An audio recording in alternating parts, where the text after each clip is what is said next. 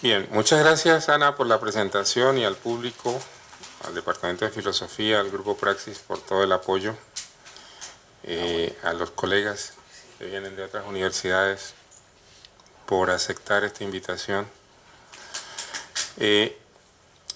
Voy a hacer una especie de digresión aquí, un poco esquemática en algunas partes. Quiero decir, los que estamos aquí, que no somos del Grupo Praxis, que nos acompañan en esta sesión, esto es como cuando las orquestas hacen un concierto didáctico. Es decir, cuando una orquesta, la Orquesta Filarmónica, ensaya en un auditorio, usualmente ensaya a puerta cerrada. Digamos, esta sesión es lo que hace el Grupo Praxis en una sesión de seminario normal todos los martes. Y hoy la hemos hecho en público. Es un experimento, es la primera vez que lo hacemos. Y esperamos que lo podamos seguir haciendo como para decirle también a otras personas, poderles comunicar a otras personas lo que estamos haciendo en un salón de clase con 15, 12 personas. Y he puesto la pregunta, ¿es posible que la memoria interrumpa el continuum de la violencia?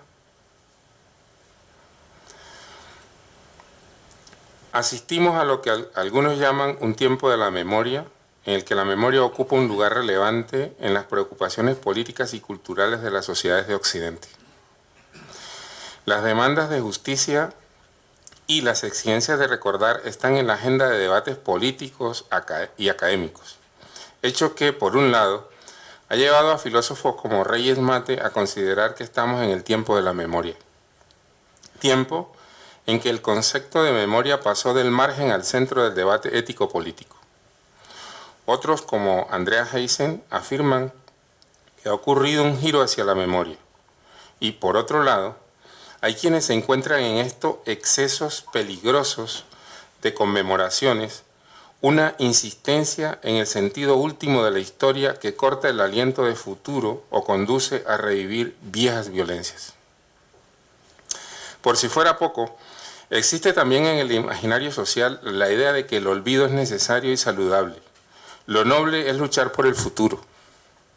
Insistir en recordar el pasado, particularmente si se trata de un pasado de injusticias y traumas, suele entenderse como obstáculo para el porvenir.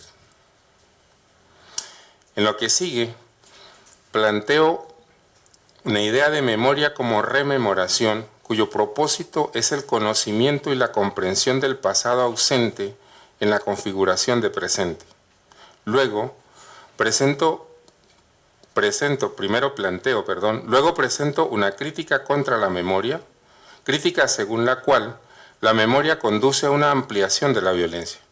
Y finalmente, volveré a la idea de memoria para mostrar que no hay un nexo de continuidad memoria-violencia, sino que la memoria interrumpe la injusticia y contribuye a la reconciliación.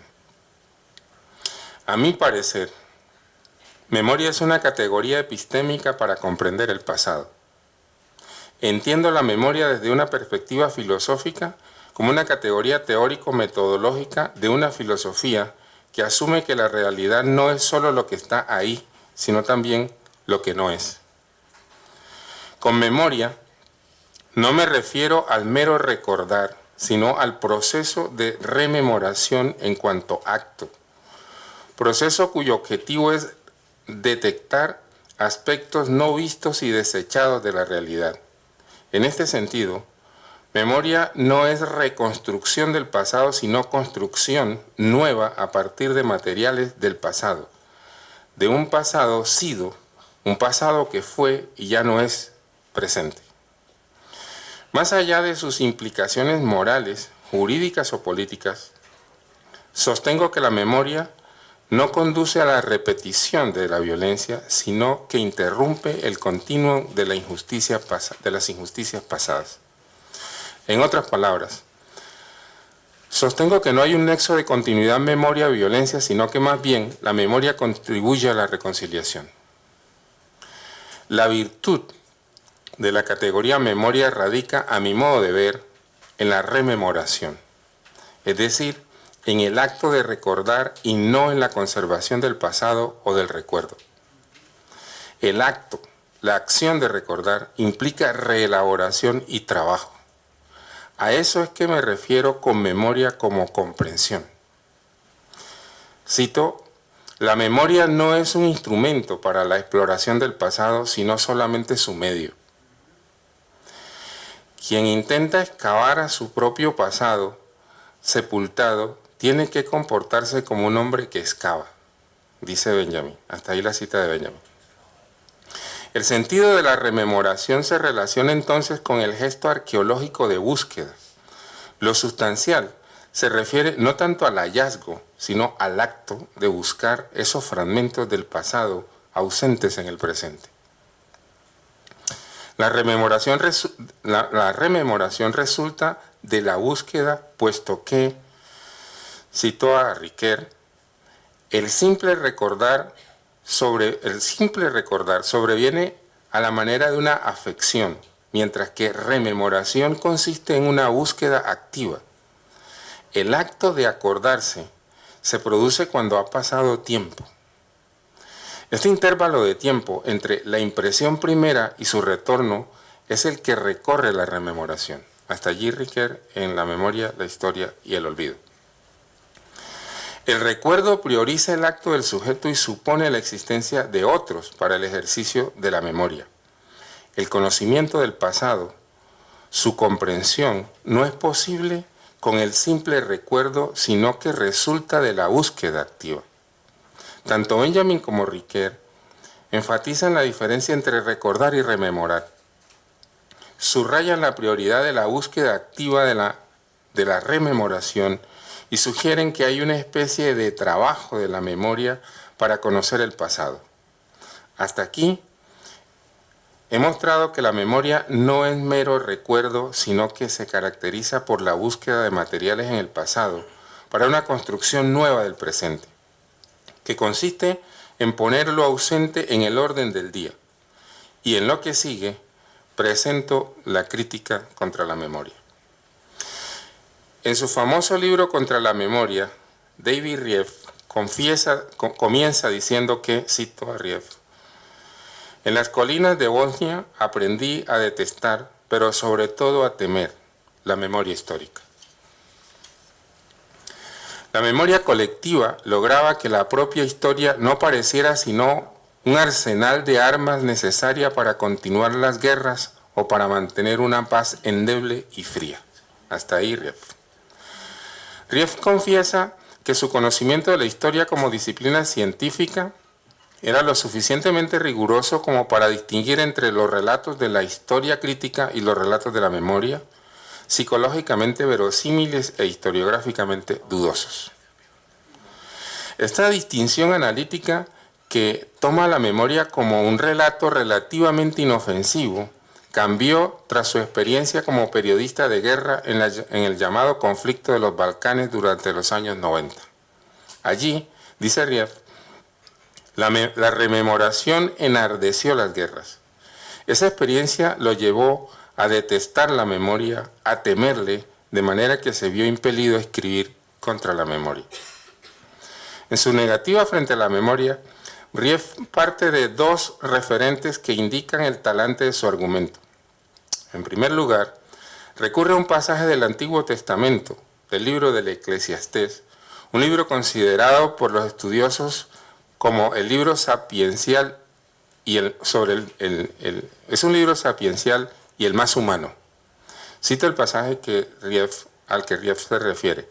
No hay memorias de lo que precedió, ni tampoco de lo que sucederá habrá memoria en los que serán después. Hasta ahí el pasaje del libro del Eclesiastés. Es importante porque además, si se nota por el título, decir, el título de ese libro en los libros de la Biblia es justamente contra la vanidad. En primer lugar, tener memoria de lo que pasó y de lo que ocurrirá es una vanidad. Eso es lo que sugiere Rieff. Mera pretensión de humanos. Y en segundo lugar, preguntar seriamente por el sentido fundamental de la historia nos quita el aliento, dice Rief, nos traslada a un vacío que solo la esperanza y la fe pueden colmar. Cierro comillas.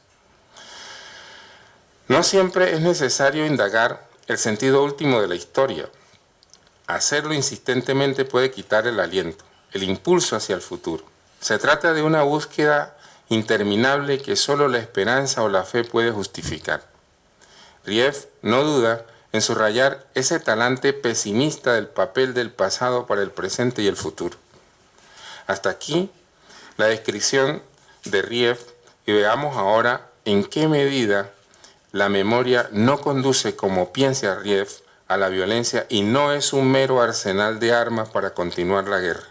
Para ello me remito ahora a Benjamin y a Arendt. En mi opinión, Walter Benjamin parte del supuesto de que el pasado es inacabado. El pasado se recupera desde la ruina en cuanto a idea y origen y no desde la carga valorativa del presente. Es decir, para Benjamin el sentido del pasado no se configura, comillas, solo cuando lo miramos desde un presente. En el prefacio epistémico crítico al origen del drama barroco alemán, Benjamin sostiene que el origen es una categoría plenamente histórica que no tiene nada que ver con el Génesis. Cierro comillas. No se trata de llegar a ser de lo que ha surgido, sino de lo que está surgiendo del llegar a ser y el pasar. El origen es como una especie de remolino que subsume el material del Génesis. En ese sentido, el origen no es un pasado líquido, sino liquidado, sino inacabado. Este es el presupuesto para pensar la permanencia del pasado como inacabado.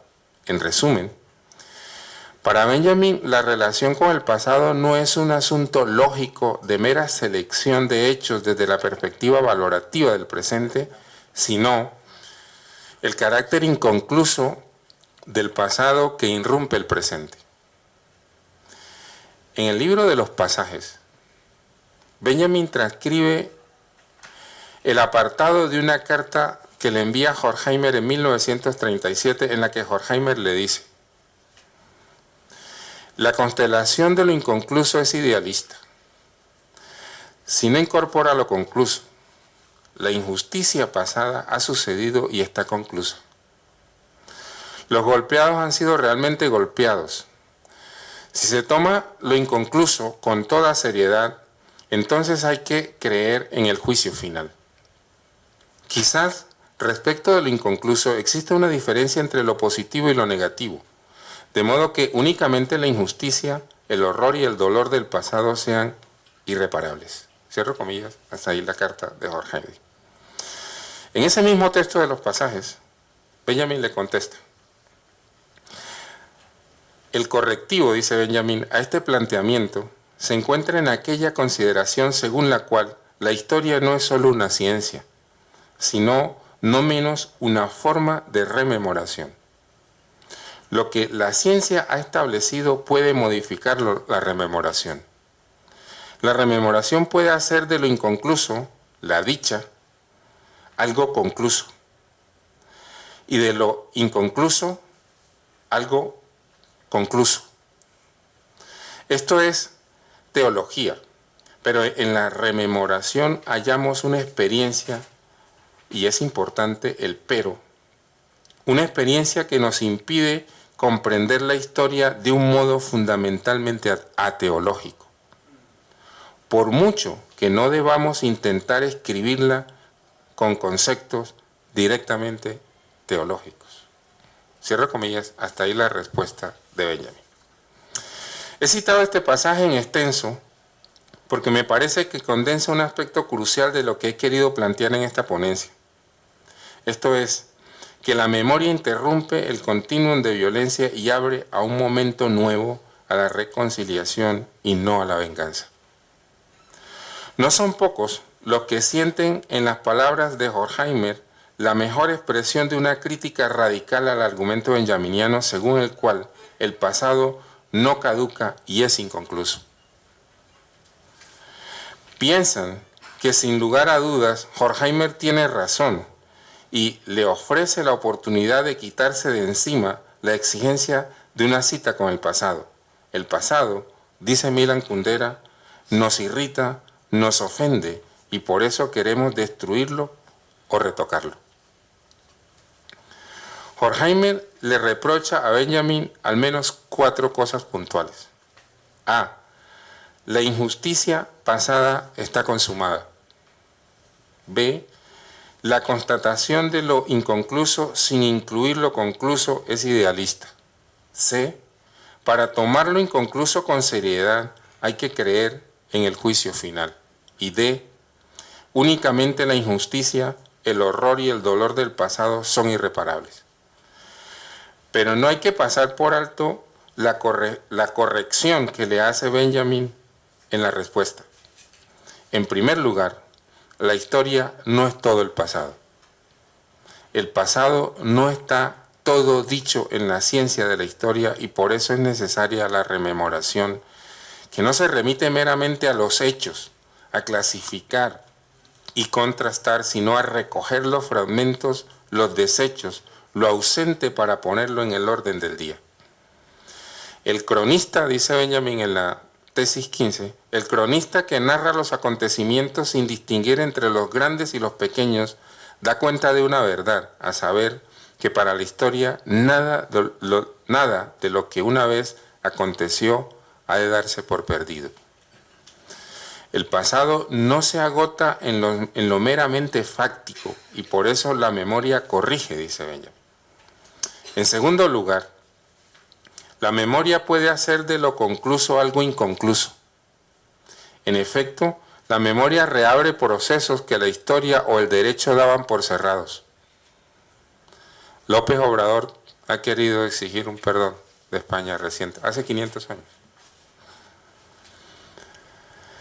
La memoria no consiste en una evocación del pasado para liberarlo del así fue, sino en descifrar el futuro atrapado en el pasado, elaborar con los fragmentos olvidados el futuro en potencia que puede emerger de la rememoración. El pasado lleva consigo, diría Benjamin, un índice secreto que le remite a la redención. ¿Acaso no flota en el ambiente algo del aire que respiramos, algo en el aire que respiramos de quienes nos precedieron? ¿No se llama este auditorio Germán Colmenares, por ejemplo? ¿Acaso no flota eso en el ambiente? ¿No hay en las voces a las que prestamos oídos un eco de voces ya calladas? La temporalidad de la memoria encierra esa doble condición, ese contraste entre lo aún no vivido y la recuperación de lo vivido. Esta unidad dialéctica expresa que el camino para descifrar este índice secreto es el retorno. En otras palabras, Benjamin no ve el pasado y el presente como dos compartimientos lógicos y separados, sino como dos en uno, mutuamente implicados. En esto consiste el correctivo al argumento de Horkheimer, según el cual el pasado es pasado, los muertos están muertos. Podríamos imaginar una situación hipotética en la que Horkheimer habla entonces a las madres de la Plaza de Mayo en Buenos Aires, a las víctimas de la masacre de Bojayá en el Pacífico colombiano o a las de Franco en España, y les diría: señores, los muertos están muertos, las injusticias ocurrieron realmente. A lo cual las víctimas le responderían: señor, ¿quién le dijo a usted que nosotros lo ignoramos? ¿De verdad piensa que no sabemos qué pasó? ¿Que vuestros muertos están muertos? Volveré sobre este aspecto de reconocer lo que pasó y asumir el hecho como parte de rememorar, pero lo que Benjamin sugiere es que los hechos, la realidad fáctica, no es toda la historia ni toda la realidad. Por eso la memoria va por ese reverso del pasado y lo pone en el orden del día. La memoria no es inmovilismo o fijismo, sino movimiento, retorno, suspensión del presente. Lectura a contrapelo. La memoria asume que el pasado no es algo dado, algo que está ahí y se puede visitar. Por eso, Benjamin dice en otra de sus tesis, el historicismo postula una imagen eterna del pasado. El materialismo histórico, en cambio, una experiencia con ese pasado que es única. Deja a otros malgastarse con la ramera érase una vez en el burdel del historicismo, mientras él se mantiene dueño de su fuerza, lo suficientemente hombre como para hacer resaltar el continuum de la historia. Interrumpir no es consumar. La memoria interrumpe, suspende, pero no consume el tiempo, el pasado. A mi parecer, la constelación pasado inconcluso, interrupción del continuo, suspensión del presente, remiten a un tiempo mesiánico, pero no, al menos no necesariamente al juicio final, como cree Horkheimer. Por eso, Benjamin le dice que desde su punto de vista, la escritura de la historia es ateológica, es decir, no consiste en asunto de identidad con el pasado, sino en lo nuevo. Dicho de otra manera, no consiste en un relato asignado por el mito de la predestinación que conduce a la fatalidad e impide la comprensión racional, sino de una construcción nueva que se elabora con los fragmentos de desechos de la gran historia. Una construcción que hace restituir la inocencia de los falsamente condenados para que no triunfen sus verdugos. En esa reescritura de la historia, en perspectiva benjaminiana, se realiza parte de la justicia que el pasado espera. En la indagación por las causas de la barbarie va también el reclamo de los derechos de los caídos. No se trata de que los muertos se levanten como Lázaro de la tumba. No es esa la pretensión de la memoria. De lo que se trata es, por un lado, del tiempo ahora y por otro, de cómo pensar lo ocurrido. Es decir, si la injusticia tuvo lugar y los muertos están muertos, si lo ocurrido, citó ahora Arendt, ya no puede ser comprendido ni explicado por los motivos malignos del interés propio, la sordidez, el resentimiento, el ansia de poder y la cobardía, entonces estamos ante lo que habría que entender como la oportunidad de dar una solución nueva, un desafío totalmente inédito. Esto quiere decir que no se trata de construir, de reconstruir el pasado, sino de entender que la historia es objeto de una construcción cuyo lugar no está constituido por el tiempo homogéneo y vacío, sino por un tiempo repleto de ahora. Así, para Robespierre, la antigua Roma era un pasado cargado de ahora, que él arrancaba del continuum de la historia. Si lo dicho hasta ahora es plausible, entonces vuelvo a la idea de partida de que la memoria no conduce a la repetición de la violencia, es decir, que no hay un nexo de continuidad necesario entre memoria y violencia, sino que más bien la memoria lleva a la reconciliación. Para decirlo de otra manera, la memoria abre el pasado a lo nuevo no como una moda pasada que se repite en el presente, sino como traducción. La traducción a otra lengua, a una lengua nueva, implica siempre esa interrupción por la que aparece algo nuevo en otra lengua, algo que nunca será exactamente lo mismo. Esa interrupción es similar a la acción del coleccionista. El coleccionista que adquiere objetos, pequeñas ruinas, cuyo destino es probablemente la cuneta de la historia, suspende ese destino y salva, entre comillas, al objeto del olvido. También la memoria, entre comillas, salva del olvido y abre a eso que Adorno llama una cualidad de la historia. La historia, dice Adorno, designa una forma de conducta del ser humano. Esa forma de conducta transmitida de unos a otros que se caracteriza ante todo porque en ella aparece lo cualitativamente nuevo, por ser un motivo que no se desarrolla en la pura identidad, en la pura reproducción de lo que siempre estuvo allí, sino uno en el cual sobrevive lo nuevo y que alcanza su verdadero carácter gracias a lo que en él aparece como novedad. Cierro comillas, una cita de Adorno en un libro que se llama La actualidad de la filosofía.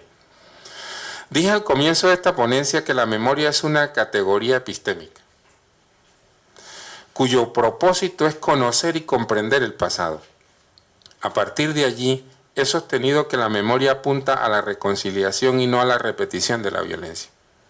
En mi opinión, estos dos aspectos, conocer y comprender, resultan sustanciales para lo que aquí he dicho, puesto que la comprensión, dice Arendt, diferente de la información correcta y del conocimiento científico, es un proceso complicado que nunca produce resultados inequívocos. Es una actividad sin final, en constante cambio y variación, por medio de la cual aceptamos la realidad y nos reconciliamos con ella. Esto es, intentamos sentirnos a gusto en el mundo. Comprender quiere decir, más bien, investigar y soportar de manera consciente la carga que nuestro siglo ha puesto sobre nuestros hombros, y hacerlo de una forma que no sea ni negar su existencia, ni derrumbarse bajo su peso. Dicho brevemente, mirar la realidad cara a cara y hacerle frente de forma desprejuiciada y atenta, sea cual sea su apariencia. Hasta ahí la cita de Arendt y digo la conclusión. El conocimiento del pasado presupone entonces la comprensión y el tiempo. Y al tiempo, la comprensión requiere conocimiento. Pero comprender es una acción sin final que no se sigue por la pretensión científica de verdad. También la memoria es una búsqueda sin término, que no se ajusta al rigor de la ciencia, pero nos pone cara a cara con el dolor y la injusticia de la víctima que interpela y pide comprensión. Me parece que la violencia, los efectos de la guerra y las graves violaciones de los derechos humanos pueden interrumpir nuestra relación con el mundo. Para decirlo tal vez de manera exagerada, es como si te sacaran del mundo. Y dado que necesitamos seguir viviendo en el mundo, necesitamos reconciliarnos con él. Es decir, con nosotros mismos, con la realidad y con lo que somos. En ese sentido, Arendt sostiene que la reconciliación se reconcilia con una realidad independientemente de toda posibilidad. Reconciliarnos significa aquí aceptación de la realidad y de las cosas tal y como son, tal y como fueron. Pretender cambiarlas o querer que fueran de otro modo es un vano esfuerzo de la voluntad. Pretender cambiar nuestra condición de existencia es entrar en conflicto con aquello que nos hace ser singulares y únicos en el mundo, aquello por lo cual no somos intercambiables. Ahora bien, aceptación de la realidad no quiere decir conformidad. La aceptación lleva a un enfrentamiento impremeditado, atento y resistente con la realidad, cualquiera que sea o pudiera haber sido esta. Es decir, impulsa a la comprensión de las causas y a la indagación de los hechos, como base para comprender que pese a las condiciones o al sufrimiento padecido, siempre es posible actuar, es decir, iniciar algo nuevo para reparar lo irreparable. Muchas gracias.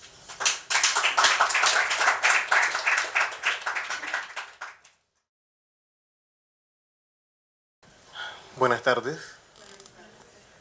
Sí, es un gusto volver a estar acá. Bueno, en mi trabajo es un trabajo inacabado, está en proceso. Lo he titulado de la siguiente manera: Memoria y olvido, huellas que redefinen el ser del hombre tras la destrucción de la sociedad.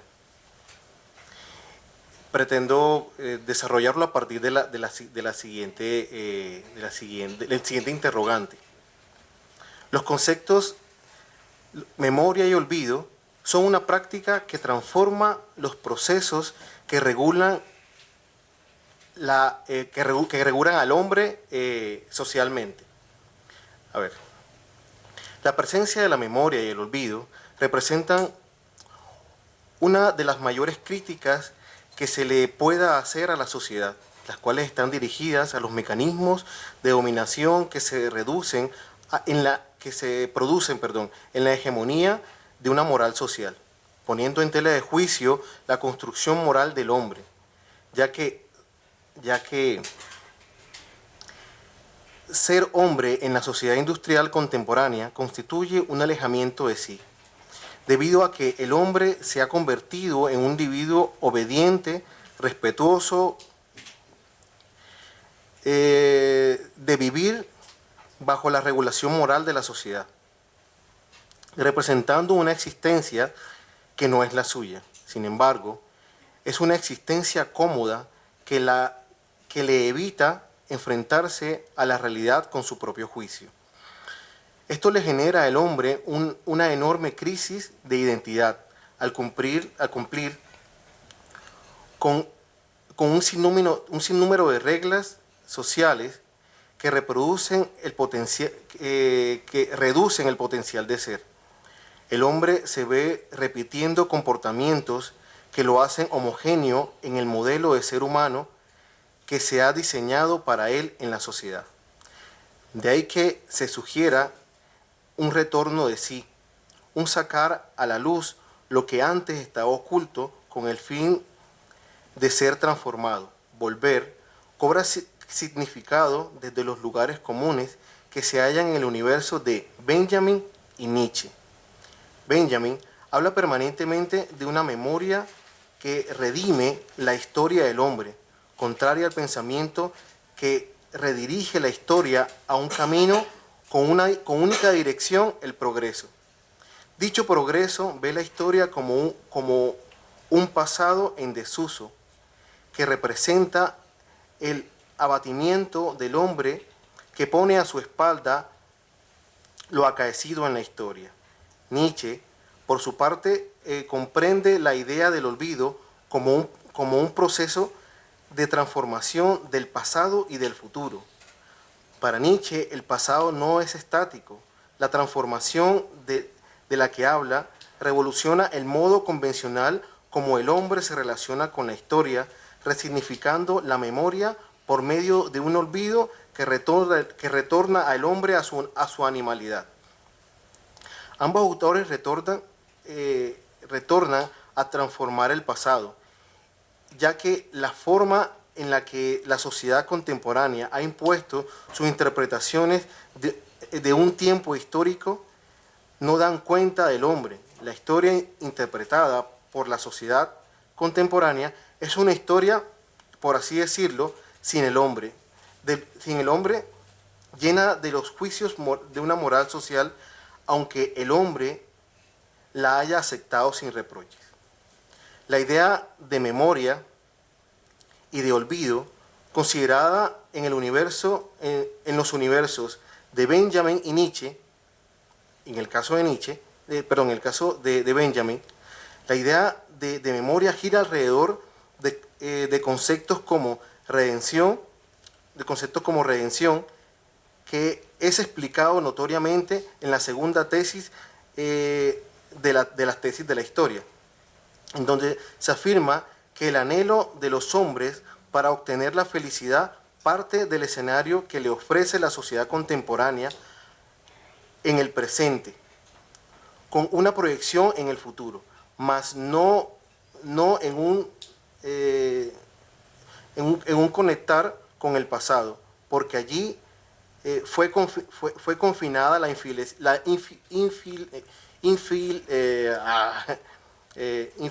¿cómo se dice? ¿Infidelidad? No es infidelidad, es lo contrario a felicidad. Infelicidad. Sí, algo así, exactamente. Bien. Por eso el hombre de la sociedad contemporánea ve su tragedia en lo vivido y es más atractivo lo que se vislumbra para él en el futuro. Sin embargo, es en el pasado donde se encuentra esencialmente la existencia del hombre, donde se inscribe la felicidad como uno de los fenómenos inseparables del pasado, unida al recurso del tiempo de forma determinada. y única. En este sentido, la memoria es la redención de la historia del hombre lejos de la supeditación social. En cuanto al olvido de Nietzsche, fundamenta el regreso del hombre a su animalidad. Ese retorno de sí también se entrevé que la memoria histórica no dispone esencialmente o radicalmente de una actitud memorística para asumir la historia del hombre. En el universo nietzscheano es realmente el olvido quien empuja la historia de este animal del instante. Para el filósofo alemán, los juicios de una moral social crearon las condiciones para que el hombre aprendiera a ser humano, para distinguirse del animal. La presencia del hombre animal cuestiona lo aprendido por el hombre humano, condicionado por una idea de lo temporal que convierte al hombre en conformista de la existencia. Antes, lo que mejor representa la existencia es la creatividad transformadora. Para Nietzsche, el hombre afronta un aprendizaje arraigado que dice que la existencia va de un punto a otro, viene del pasado y se dirige al futuro, pero retornar al animal significa que el hecho de existir no está fijado en un tiempo plano que transcurre a manera de desgaste. Nietzsche rompe con esta idea afirmando que podemos transformar el tiempo, pasado y futuro, no pueden condicionarnos a una existencia plana y sin sentido. La propuesta del olvido, en este caso, invita a olvidar el tiempo vacío cargado de los juicios de una moral social. Invita a mantener una actitud artística, creativa, para revolucionar el pasado y el futuro del hombre animal. Tras la cercanía de la memoria y el olvido, que constituyen experiencia de vida redentora de la existencia del hombre que necesita olvidarse de la supeditación social, necesita transformar su historia para que sea una experiencia auténticamente vida. Con memoria de la vida como hombres libres y sin la dependencia de una moral social que le presta sus juicios para una tranquilidad de su fe en la sociedad que le brinda la ilusión del mínimo esfuerzo para ser cuando la sociedad ya es por el hombre. Tras el recorrido que nos brinda la cercanía con la memoria y el olvido, después de la reconstrucción de los conceptos, el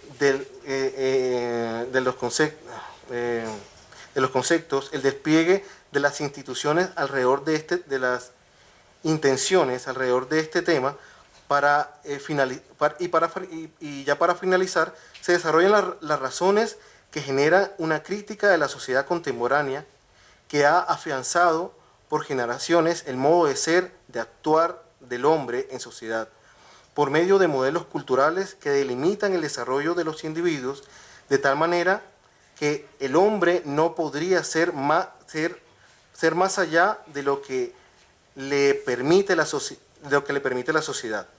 Esta sociedad se convierte en una enorme prisión en la que el hombre no tiene idea que esté confinado de múltiples formas. Ahora voy a desarrollar la idea que tiene Benjamin de memoria, o al menos voy a intentarlo. Bien. Y titulo este desarrollo de la siguiente manera: memoria como reacción de la historia. Frente a la idea de la memoria desarrollada en la obra de Walter Benjamin, se evidencia una notoria relación con una forma alternativa de construcción histórica, una forma que redime la conexión con el pasado. Benjamin afirma en la segunda tesis de la historia que la felicidad podría despertar en nosotros envidia, La felicidad podría despertar en nosotros envidia. Existe solo en el aire que respiramos, en los hombres con quienes pudimos hablar, estos hombres contemporáneos. Cuando no existe un vínculo con el pasado, sobre todo por creer que el lugar al que se ha confinado representa lo acaecido en la historia del hombre, su historia infeliz alrededor de la sociedad contemporánea, se tiene la idea que en una época de conflictos, barbarie, situaciones en donde se experimenta el dolor, el sufrimiento, son situaciones que tienen remedio.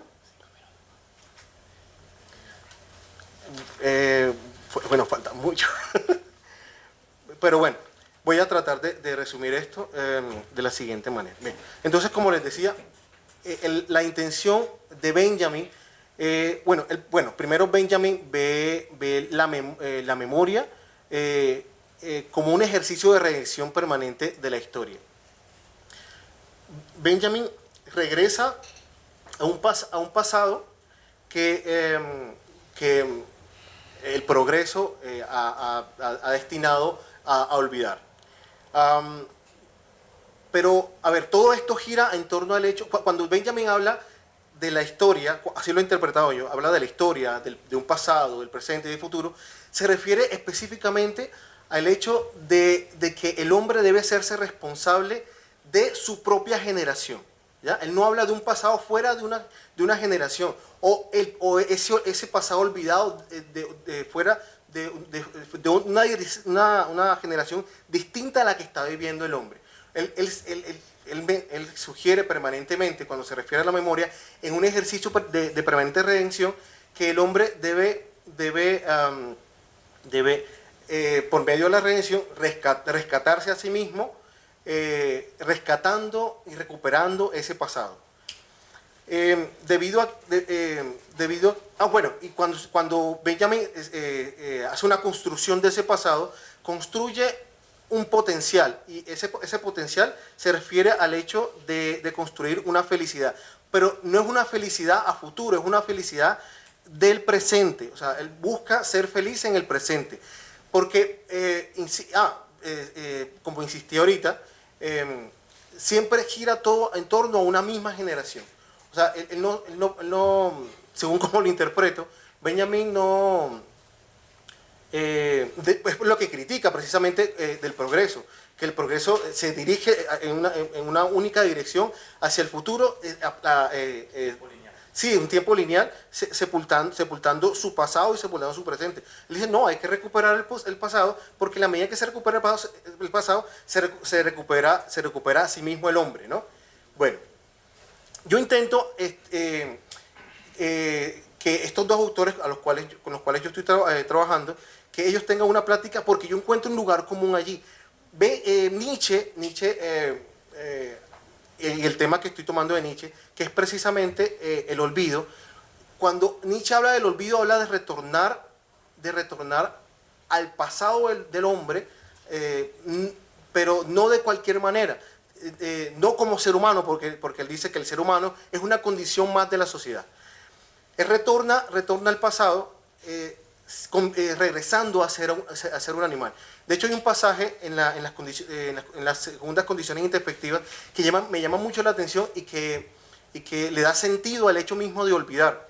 El pasaje habla acerca de un ser humano que se imagina hablando con los animales, con un rebaño, y que le hace una pregunta a un animal, y la pregunta es, ¿qué tienes que decir?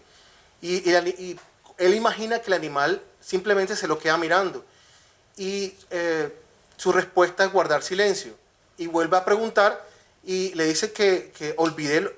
El animal responde, ¿no?, que él simplemente pensó responder algo, pero lo había olvidado. Entonces, Nietzsche, quizás de manera un poco radical y a veces un poco extraña,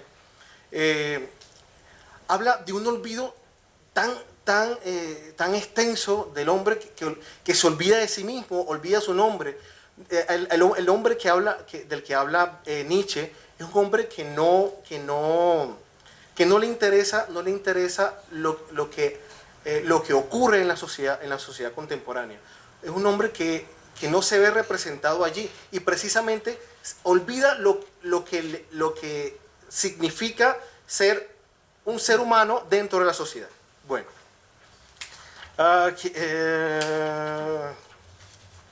me pone nervioso saber que tengo 5 minutos nada más, pero bueno. Ya pasaron. Sí, ya terminar. Listo. Bueno. Tranquilo. De pronto las preguntas. Sí, yo creo que voy a dar un mejor despliegue en las preguntas que puedan hacerme. Bueno, en fin.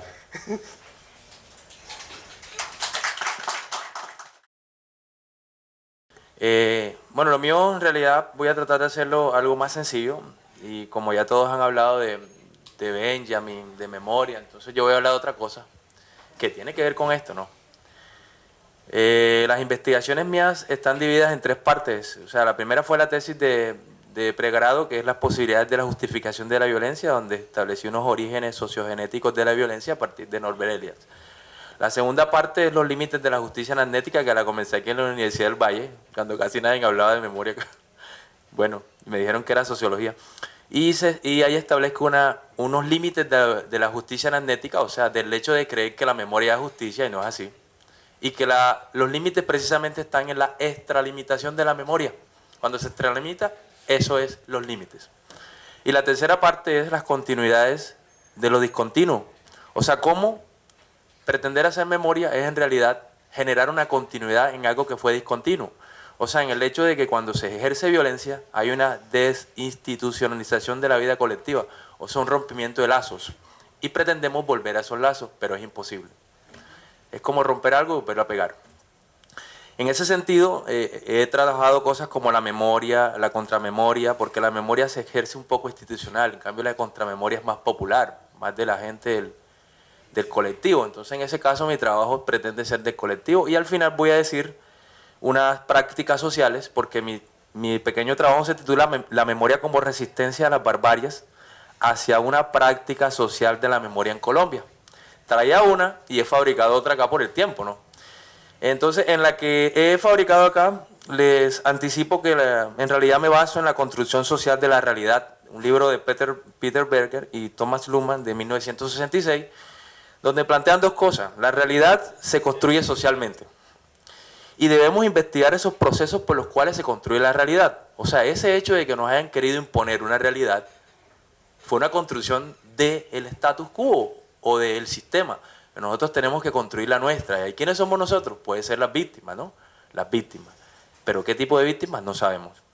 En esa tercera parte que les comento, la primera es pregrado, la segunda maestría y la tercera doctorado, que la estoy ya perfilando, pasa algo muy especial con relación a las víctimas. Hay una negación. La negación casi siempre es estatal, pero también puede ser de los mismos testigos de los sucesos. Y hay preguntas como, ¿eso pasó? ¿Cuándo pasó? ¿En realidad eso pasó? Y eso es una revictimización a las víctimas y las tratan de sustancializar, o sea, quitarles el estatus de víctima. Mi trabajo pretende como mostrar cómo, sin necesidad de que las víctimas hagan un discurso filosófico, que también es válido el discurso filosófico, ellas están creando un tipo de episteme que está más ligado a la cultura ya. Entonces, ahí voy. Dice, las prácticas sociales de la memoria se han venido intensificando en nuestro país, producto de los esfuerzos de las víctimas por organizarse para reconstruir sus historias y hacerlas visibles ante la sociedad colombiana. Recordar colectivamente ha logrado crear vínculos de resistencia entre las víctimas, pero también relaciones de apoyo y fraternidad que les ayudan a sobrellevar su dolor. Una mayor comprensión de las causas por las que las fueron víctimas y asimismo los derechos que les fueron suspendidos arbitrariamente. En este ejercicio organizativo, muchas víctimas han comprendido la importancia de hacer memoria de las injusticias que padecieron, en aras de incidir social y políticamente en la sociedad, con el fin de lograr generar conciencia sobre las dolorosas consecuencias que han dejado la violencia en el marco de un conflicto interno armado, en rechazo de la violencia sociopolítica que viola el derecho que tenemos todos los ciudadanos a pensar distinto. en rechazo de la violencia sexual de la que han sido víctimas hombres y mujeres y niños, en rechazo del desplazamiento forzado a causa de la guerra y los intereses económicos. Todas estas reivindicaciones evidencian el lado de un movimiento de víctimas que está exigiéndole al presente justicia social, una inclusión real de sus voces en el escenario político y social, un giro ético en la sociedad que exige verse en la mirada del otro, porque también tomo mucho lo de Dussel, el otro como víctima. Podríamos afirmar que se ha consolidado un amplio movimiento de las víctimas que vienen realizando un asombroso despliegue de prácticas de la memoria, que de diversas formas ha visibilizado ante la sociedad sus sufrimientos, pero también sus luchas y resistencias a través de movilizaciones, performances u obras de teatro, pronunciamientos y mítines, galerías y encuentros dirigidos hacia una práctica social de la memoria, en un sentido más amplio, hacia una cultura de la memoria. Bueno, hay una cita de Zuviría muy larga, que habla de cuando se estableció los tratados de paz, la firma, no se invitó a la sociedad civil, después fue que se presionó y se hizo presente a la sociedad civil, sobre todo gente del Carmen de Bolívar, fueron a los eventos de La Habana. Sin embargo, lo que aquí queremos resaltar con esas iniciativas que surgen desde las víctimas, desde sus comunidades y formas de organizarse para analizar cómo en el caso colombiano observamos hoy una irrupción de la memoria de la que hablaban mis compañeros, o sea, el continuo que se rompe y saca al presente una exigencia que se funda en el pasado con pretensiones hacia el futuro. ¿A qué? A que no se vuelva a repetir más lo que pasó. Ponen en entredicho la visión institucional sobre la violencia y abre unas nuevas posibilidades de verdad, justicia y reparación, una conciencia crítica sobre la realidad nacional. Esta irrupción de la memoria en plena efervescencia constituye la enorme posibilidad de transformar el imaginario colectivo sobre la violencia en nuestro país, imaginario que de paso se construye de un discurso del poder oficial que desconocía la responsabilidad estatal sobre las muertes y realidades terroríficas que tuvo que vivir gran parte de la población colombiana. Ahí me refiero cuando la gente decía, hay un conflicto armado en realidad, ¿cierto? Bueno, en últimas, es un momento único de la historia colombiana, puesto que las víctimas tienen hoy la posibilidad de exigir ser reparadas, pero a su vez tienen la posibilidad de contar lo sucedido, narrar la violencia de la que fueron víctimas, la clase de abuso de la cual han sido objeto, y acusar a sus victimarios para exigir justicia y quizá abrir un paso hacia la reconciliación. Las víctimas y quienes respaldamos un justo proceso hacia la paz coincidimos en que, abro comillas, el ejercicio de la memoria es la precondición ineludible de todo proceso de paz que se pueda adelantar legítimamente en un país, o en este país, eso lo dice Reati, bueno, ahora digo cuál libro es al final, para no perder tiempo. La pregunta es, ¿pero qué tanto se puede lograr a través de la memoria en una sociedad tan convulsionada y fragmentada? Pues lo que se cuestiona a través de la memoria son esas prácticas o mecanismos de terror y de control que se ejercen desde el lado del Estado u otros actores de conflicto. Desde los abusos del poder de la vida y esa desinstitucionalización de la vida colectiva y la dignidad de los individuos. Lo que se empieza a cuestionar son los usos de las herramientas jurídicas para legitimar la impunidad. Lo que se rechaza es el uso de la violencia sobre la vida. Recuerden que inicialmente no había una categoría especial de víctima, se llamaba desplazado, pero desplazado le quitaba la dignidad y le quitaba como una aprehensión real de esa episteme que era la víctima. Bueno, ahora le llaman víctima, pero hay tantas víctimas que no se sabe en realidad de qué víctima estamos hablando, ¿verdad? En este caso son todas aquellas que sufrieron de pronto violencia, opresión, aislamiento, exclusión, ¿cierto? Que incluso Reyes Mate lo trabaja en un libro específicamente. Bueno, finalmente son muchos los retos a seguir por quienes han optado por el rescate de la memoria como herramienta de lucha política. Rechazar la violencia del olvido, porque crea una sociedad egoísta, sin conciencia de su pasado y sin responsabilidad sobre su futuro. Plantear la necesidad de hacer una política sin víctimas y evocar la memoria como rememoración simbólica del pasado ausente es un gran error. Por las injusticias que padecieron las víctimas en aras de dignificar su memoria, sus luchas y sus exigencias, se nos exige a todos.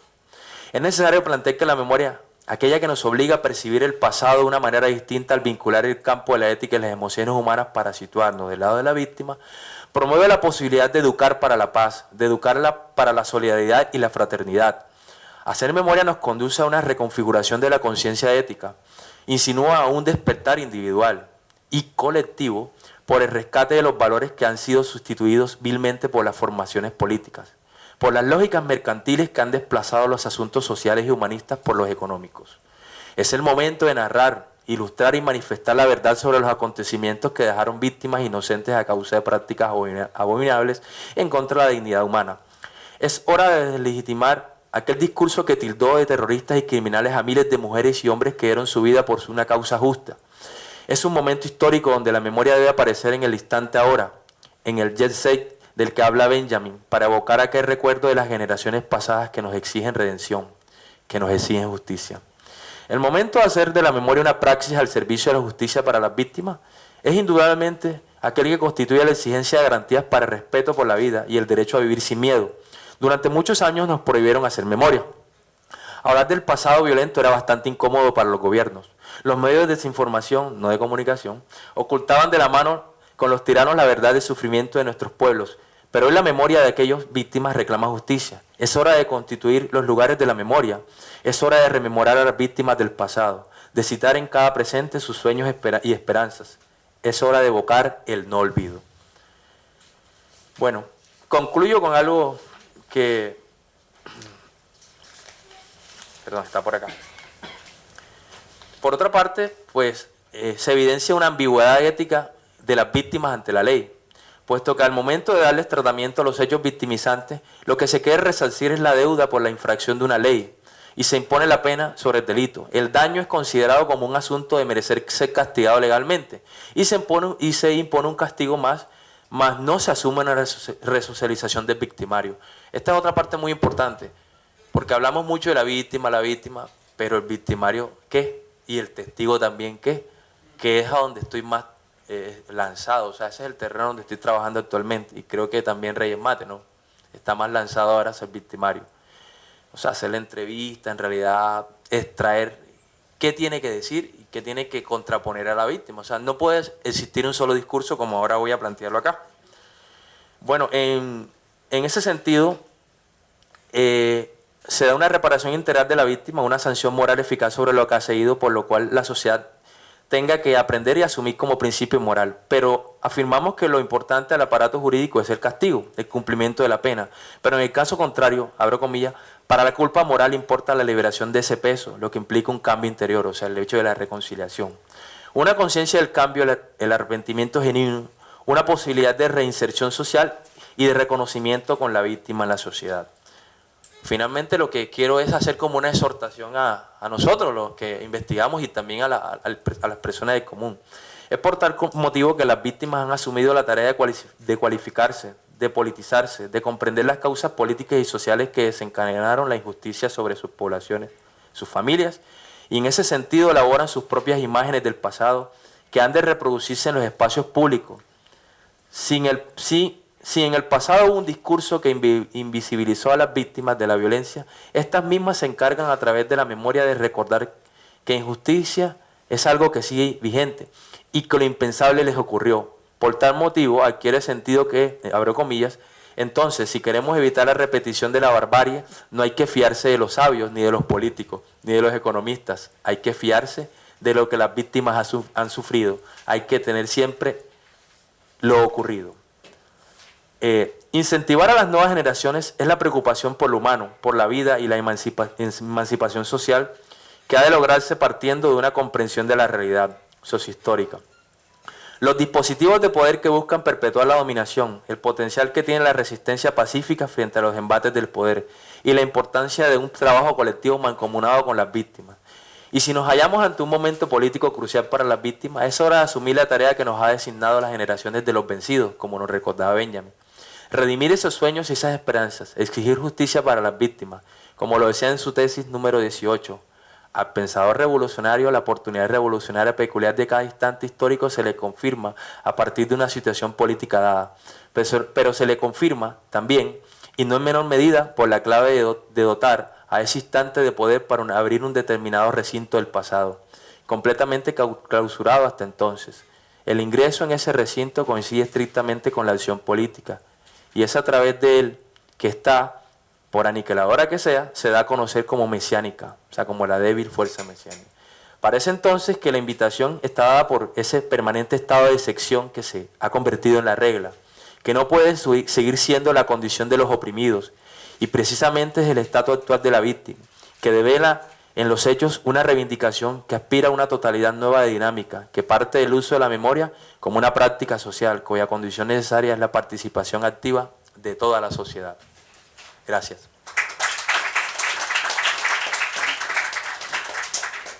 Bueno, muchísimas gracias a nuestros panelistas por las intervenciones, por las ponencias. Damos paso a las preguntas del auditorio, para eso tenemos unos 15 minutos.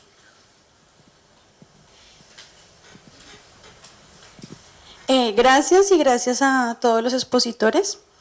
Yo creo que mi pregunta va dirigida al profesor Onassis, aunque y puede no necesariamente tener respuesta ahora. Cuando usted definía memoria como categoría epistémica o como rememoración, me quedó sonando que también decía que la memoria aporta la reconciliación. Y yo quisiera, saber, entender o comprender cómo, ¿no?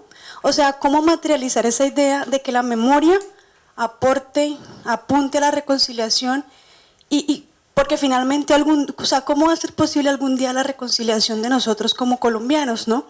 Con todo lo que hemos vivido. O sea, personalmente yo trabajo con víctimas del sector cristiano, pues en el marco del conflicto, víctimas de izquierda, derecha, etcétera, y aún no logramos comprender cómo reconciliarnos. O sea, y sabemos que la memoria es una clave y una luz para eso, pero uno no logra cómo materializar esa idea. Y me parece curioso que también en otra parte de la exposición decía que lo que pasó, la violencia, el martirio y la injusticia, eran irreparables. Es decir, ¿cómo eso va a ser irreparable si tenemos que apuntar a una reparación? De hecho, el sistema de justicia transicional contempla dentro de los derechos de las víctimas la reparación, ¿no?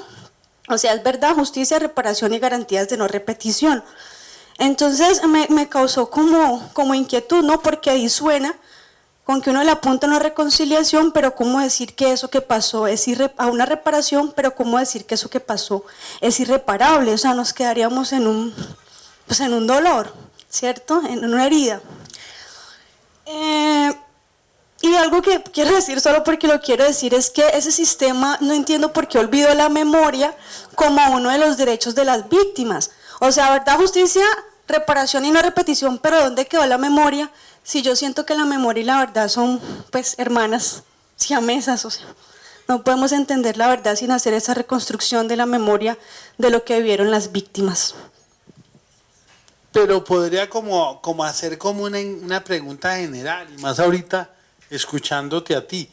Es que yo veo como una tensión, no sé si ustedes también la perciben, y este es un escenario bueno para conversar eso, entre lo que sería una episteme de la memoria, una teoría de la memoria y una praxis de la memoria. Yo ahí veo como en ese marco de esa tensión, ahí sí iba un poco mis tres preguntas para Onassis, porque desde México yo lo vengo a él escuchando y me parece que es bien interesante, habría que profundizar ahí, la memoria como traducción, ¿cierto? Esa idea de la memoria como traducción.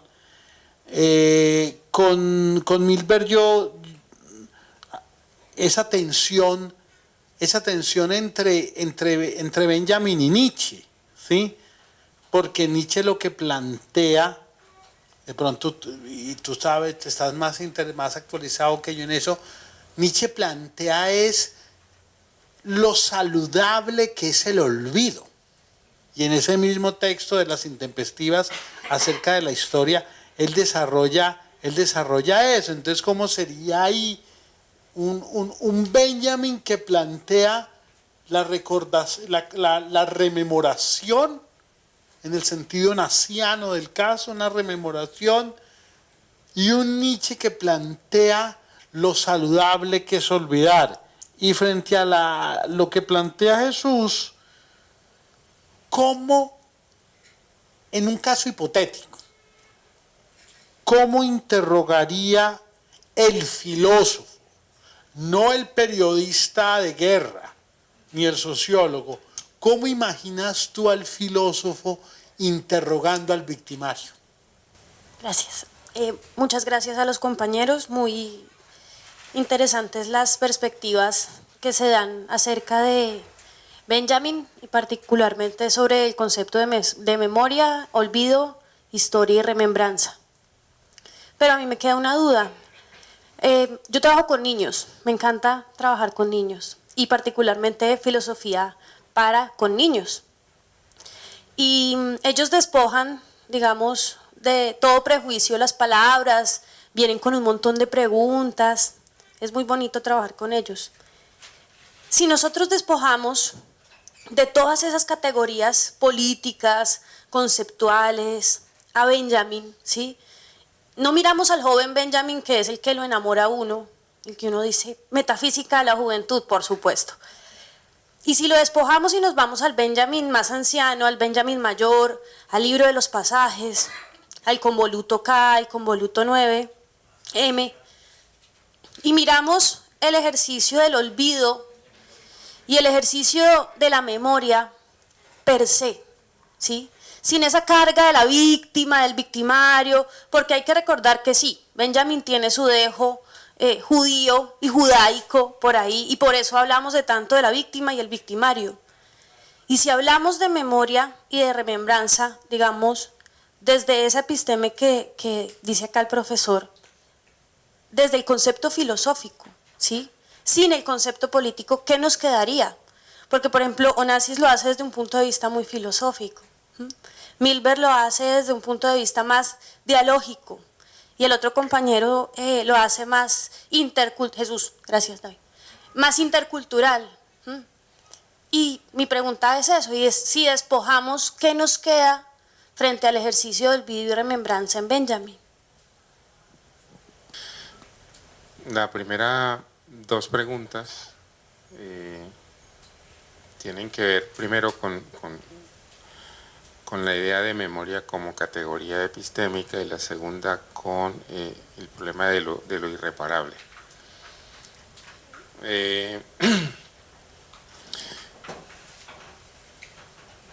Yo he sostenido hasta ahora, digo hasta ahora porque pues no sé, digamos, estoy confrontado a dos cosas inmediatas. Uno, a quienes se plantean el problema de la memoria más exclusivamente como un asunto hermenéutico,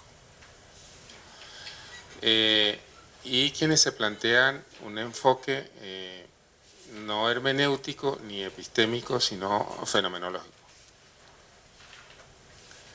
Y es un punto que hay que resolver, digamos, una tarea que hay que ir más a fondo con ella.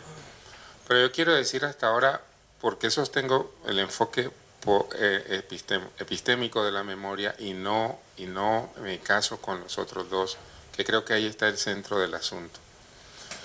En primer lugar, porque el enfoque fenomenológico es un enfoque que a fin de cuentas renuncia a las contradicciones, al examen de los intersticios que va dejando una serie de matices que son problemas y como espacios grises que van quedando en los relatos, en las narrativas y en los problemas que plantea la memoria.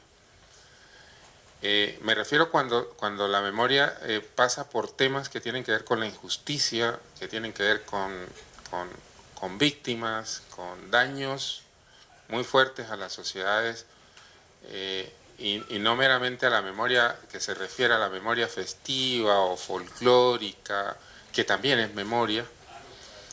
Entonces, pero cuando esa categoría se lleva a estos escenarios, se pone a prueba varias cosas. Entonces, mi percepción es que en la perspectiva fenomenológica queda un poco limitado eso, porque a fin de cuentas la fenomenología va como aplanando un poco una cosa que difícilmente, y que yo veo más bien con muchas aristas, con muchos espacios grises a los cuales justamente es el reto de poder decirlos, poder traerlos exactamente. Bien, ahora, el asunto hermenéutico lo veo, es importante, pero me parece que no es un asunto de mera interpretación. O sea, el asunto de la memoria tiene unos matices, aquí creo que los han visto ya, y y justamente Sofía ha puesto como en escena varios de esos matices, en el sentido en que no se trata meramente de tener una interpretación del asunto. Yo doy por supuesta la interpretación, es decir, doy por incluida la interpretación en la perspectiva epistémica, y entonces digo que esa perspectiva epistémica tiene dos elementos que son claves, y es, uno, la comprensión, el concepto de comprensión. Y el concepto de comprensión, como intenté mostrarlo ahora, no sigue las reglas del método científico. O sea, la comprensión no es la ciencia. Y eso permite separarse de la ciencia histórica y del asunto de la clasificación y la contrastación, y decir que con una perspectiva de comprensión podemos ir un poco más allá de lo que muestra la historia y lo que muestra la ciencia y el rigor científico. Es decir, volver a ver esos intersticios, poder ver esos saltos, esos matices, lo que va quedando por fuera. Ahora, el conocimiento. Por supuesto que la memoria implica un conocimiento, está en juego un conocimiento del pasado, pero el conocimiento presupone la comprensión, en mi interpretación. Yo no creo que sea posible el conocimiento sin comprensión, pero tampoco es posible la comprensión sin el conocimiento. Porque también es cierto que a partir del conocimiento es que hay una comprensión. Si el ejemplo más inmediato me parece es la comprensión de ti mismo, tu propia comprensión de lo que eres, pues intenta dar cuenta, compréndete, si tú no te comprendes a ti mismo, si no te puedes comprender a ti mismo, pero comprenderte no obedece a un esquema del rigor científico, siempre habrá algo que queda por fuera, pero además yo creo que es interminable. O hay alguien que podría levantar la mano y decir, yo me he comprendido, o yo lo he comprendido todo. Entonces aquí es donde se asocian, se relaciona la perspectiva de la memoria con la comprensión, porque la memoria también es un trabajo interminable. Por eso esto se llama diálogos de memorias, porque si hubiera una memoria, pues no tendría sentido nada de lo que he dicho, de la comprensión, ni lo epistémico, ni por qué el límite de la interpretación, etcétera, justamente porque no hay la memoria, o una memoria. Entonces, en ese sentido, desde esa perspectiva, es que me parece a mí que viene lo de, lo de rememoración.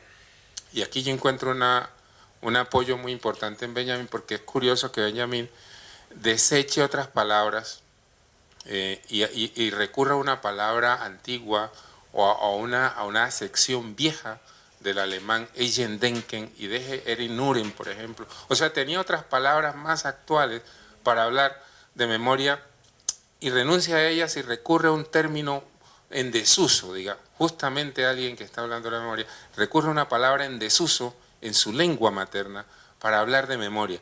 Y las acepciones de esa palabra asocian justamente esto que hablamos de la comprensión, es decir, asocia unos matices que tienen que ver con las emociones y las situaciones y no meramente con el dato.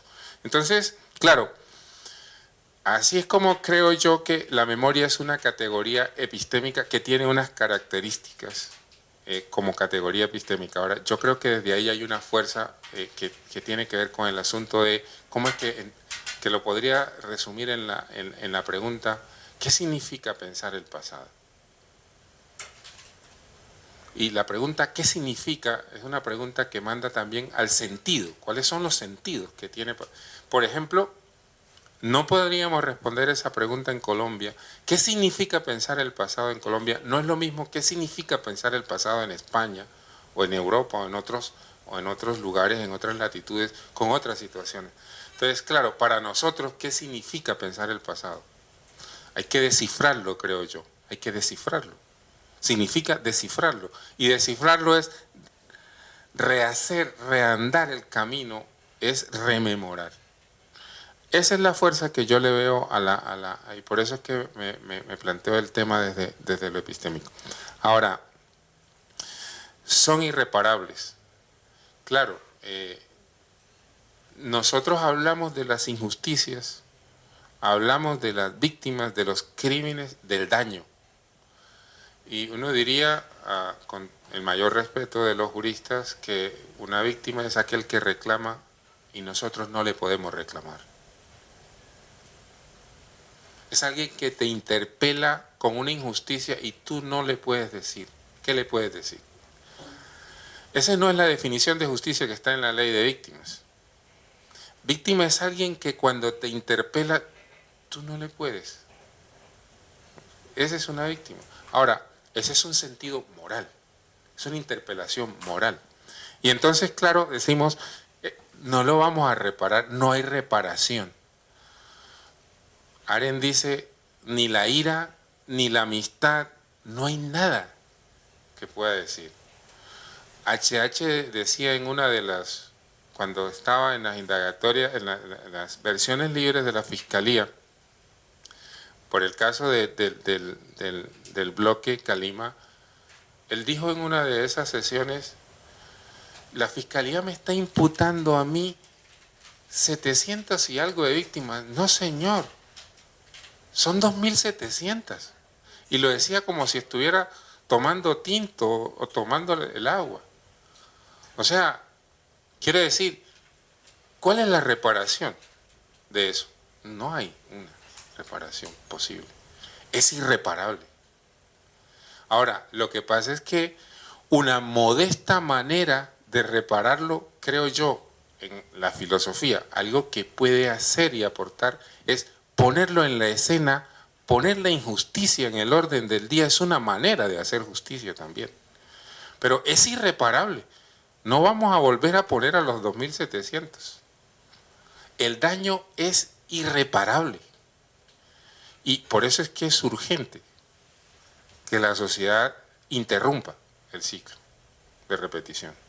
Por eso es que se vuelve urgente que se interrumpa y no que se sostenga la cadena infinita, digamos. Ahora, ¿qué nos queda? Es decir, si le quitamos a Benjamin toda esa carga, ¿qué nos queda? Y yo, sin embargo, aunque la pregunta es muy, digamos, provocadora, pero también creo que es una interpelación muy fuerte a quien se haya puesto a estudiar a Benjamin. Y yo digo, hay una actualidad de Benjamin. Y esta actualidad es un poco al margen de su situación particular, como sujeto, como un individuo de su tiempo, digamos. Y esa actualidad de Benjamin tiene que ver con, políticamente tiene que ver con el reto de pensar el presente. Y sobre todo de pensar el presente no desde un criterio o desde los valores de este presente, buscar en el pasado lo que hay para este presente sin que eso sea una valoración del presente. Otra manera de decirlo es, yo pienso que es el buscador de perlas. Esa es la figura, y es muy benjaminiano decirlo así, porque Benjamin es la imagen. La imagen es la idea. Una imagen pensamiento sería, para decir esto, sería justamente el cazador de perlas. El cazador de perlas es el filósofo de la memoria. El que busca en el pasado las perlas preciosas, pero hay muy pocas. Es un trabajo, hay que ir al fondo y son muy escasas. Mueren muy temprano los cazadores de perlas. Es decir, pero esa imagen es una manera de decir, digamos, con palabras, lo que no podemos decir.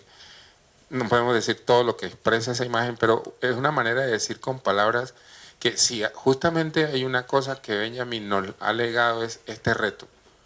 Y nos plantea un asunto de pensar eso en el peligro, digamos.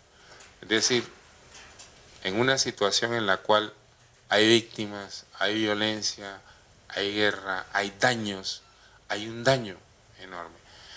Finalmente, yo pongo eso en una pregunta.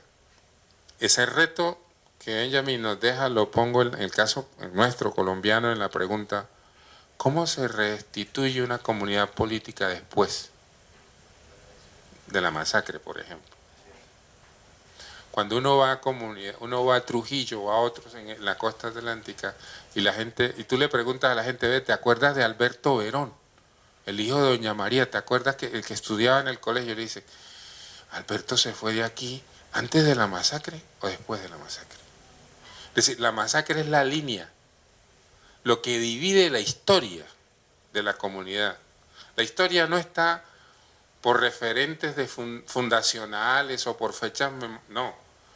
Lo que divide y lo que establece el hilo de la historia es la masacre.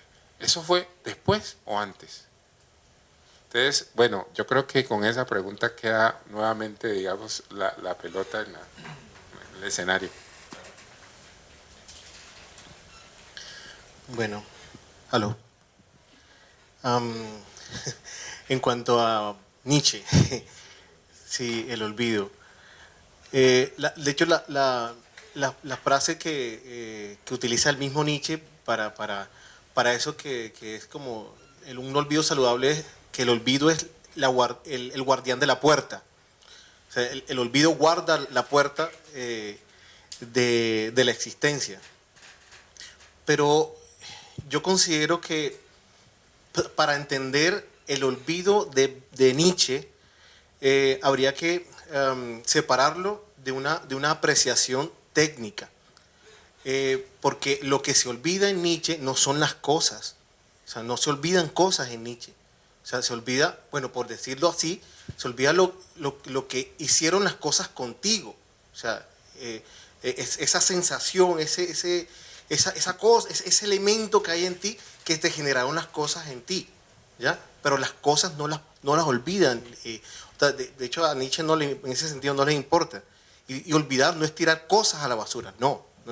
Porque si tiras las cosas, de hecho yo utilizo un ejemplo, no lo puedo leer allí, es acerca de un argumento de una puesta en escena de una película, donde la gente se olvida, ¿ya? Entonces, la intención de olvidar es un procedimiento técnico de crear un mapa en la mente a partir de lo que representó ciertas circunstancias en la vida. Y las personas para representarlo utilizan cosas, ¿ya? Y cuando ven las cosas, esas cosas activan sensaciones, o sea, como momentos, sinapsis en el cerebro, lo activan a partir de esas cosas. Entonces las personas están sumamente convencidos que son esas cosas que generaron en tu cerebro ese mapa que hay que olvidarlo, ¿no? Y luego de olvidar esas sensaciones que te generaron las cosas, ¿quién eres tú? O sea, después de olvidar todo eso. Entonces resulta que para Nietzsche lo que queda de todo eso es que realmente no es que hayas olvidado mucho, porque siempre retornas. Entonces por eso es la guardiana de la puerta. Pero si se ve de manera técnica, el olvido no tiene mucho sentido, insisto. Porque, bueno, mi relación, el punto en común con Benjamin. Benjamin cuando va al pasado y recupera del olvido el pasado, tampoco está hablando de las cosas, no es propiamente las cosas que se olvidaron, no son esas lo que se fue al olvido. Básicamente fueron experiencias y fueron experiencias de vida, lo que para el progreso no importa, ¿ya? Precisamente porque para el progreso sí importan las cosas, ¿ya? Por eso el progreso sigue adelante y adelante, sepultando experiencias, sepultando lo que para él no es importante. Para el progreso es importante las cosas, lo visible, lo tangible, ¿ya? Entonces, yo considero que el problema precisamente del olvido, de entender el olvido en Nietzsche, es no entenderlo de manera técnica, ¿ya? No entender el olvido en Nietzsche como esa regla, como esa definición. De hecho, él tiene un problema con definir, ¿ya? Según como yo lo interpreto, o sea, él tiene el problema con delimitar, ¿ya? Porque para él no se delimita al respecto del ser humano, ¿no? Es un ejercicio permanente de comprender, de entender la vida, de entender el proceso, de entender su propia experiencia. Y entonces ese es para mí el lugar común que hay allí. Benjamin con el olvido, Nietzsche con el olvido y Benjamin con esa memoria que se redime el pasado. Insisto, ninguno de los dos está redimiendo cosas, está redimiendo experiencias de vida.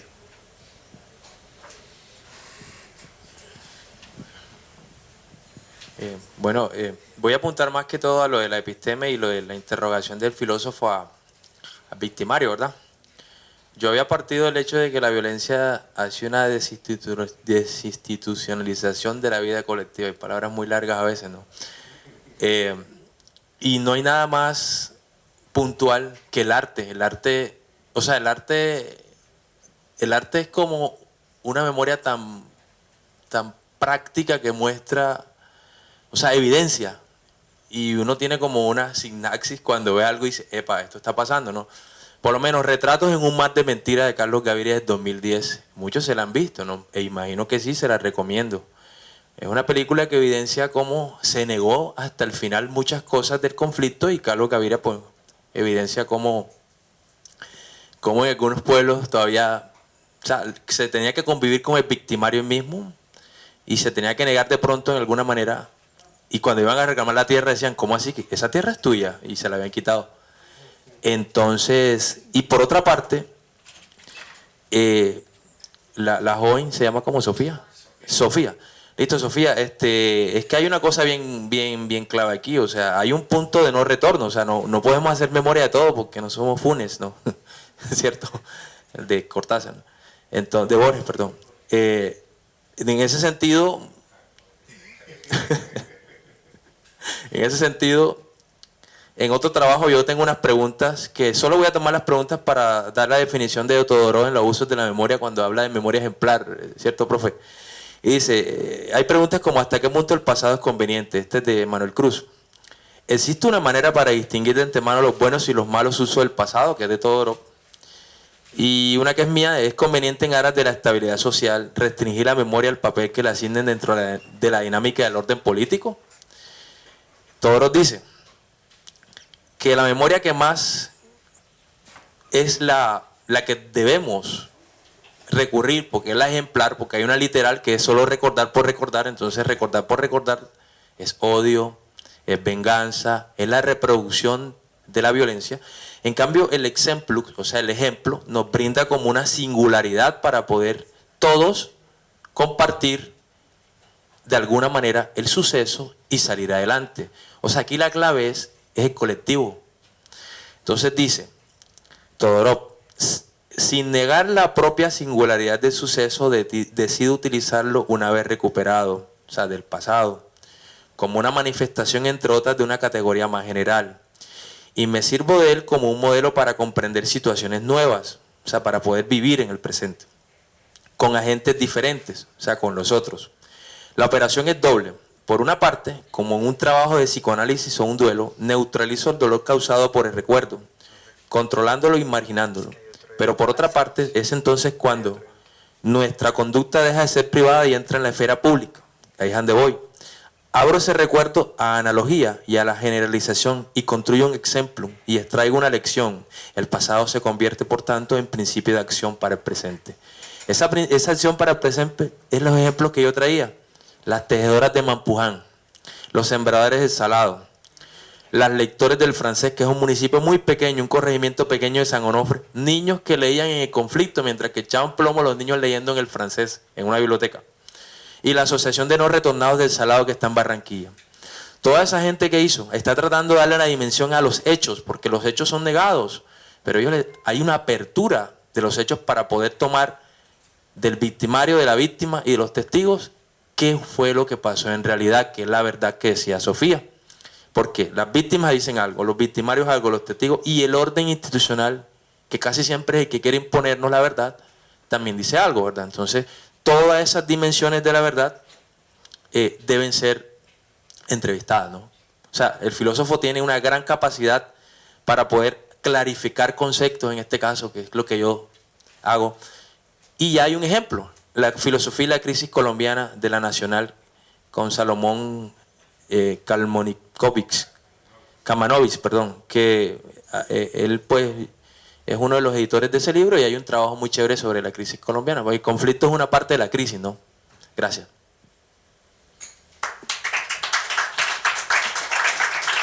Muchísimas gracias a nuestros panelistas y a las preguntas, a la intervención del público. Pues damos finalizada la sesión de hoy de Diálogos de Memorias, Justicia, Olvido y Reconciliación.